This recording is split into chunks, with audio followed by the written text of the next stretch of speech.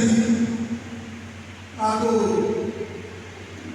July 1 నుంచి సంతోష ఆత్మలేకపోయింది. నాకు ఇలా మాట్లాడే అవకాశం వచ్చిందా రాదా అని చాలా కంగారు పడిపోయింది. మన వాటి వారికి ధన్యవాదములు. నాకు అవకాశం ఇచ్చారు. అది మీకు అమ్మగారికి తెలియజేస్తున్నా.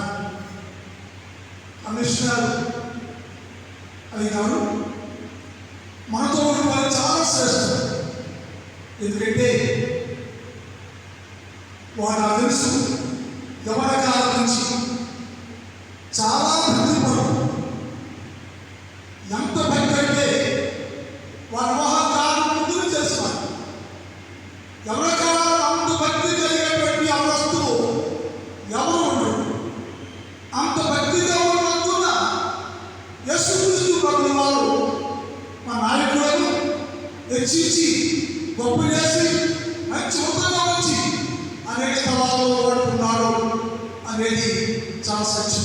అందరూ మాట్లాడేశారు. నేను మాట్లాడేసరికి కొన్ని విషయాలు చెప్పంటారు.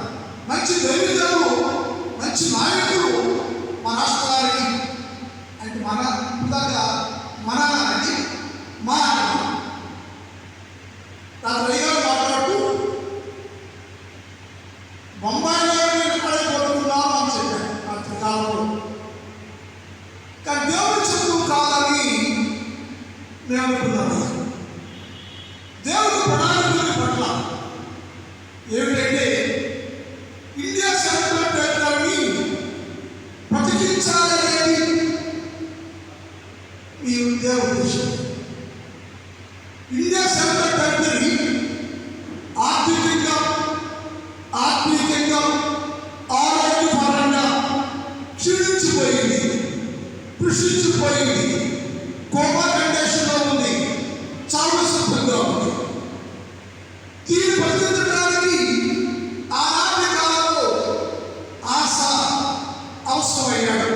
వైద్యుడిగా ఈ రాష్ట్రం క్షీణించిపోతూ ఉంటే ఈ రాష్ట్రంలో సోల్జర్స్, సంఘ పెద్దలు, విశ్వాసులు, సేవకులు అందరూ ప్రార్థన చేస్తాయా, క్షీణించిపోతున్నాయా, బ్రతికించవలేదా, బలపరచవలేదా అని ప్రార్థన చేస్తే ఈ రాష్ట్రంలో అందరి ప్రార్థన మా దేవుడు అంగీకరించి మిమ్మల్ని అక్కడైపోకుండా ఈ రాష్ట్రాన్ని బ్రతికించాలని తెచ్చారు. అది రాష్ట్రం ఎందుకంటే మాట చెప్తాం.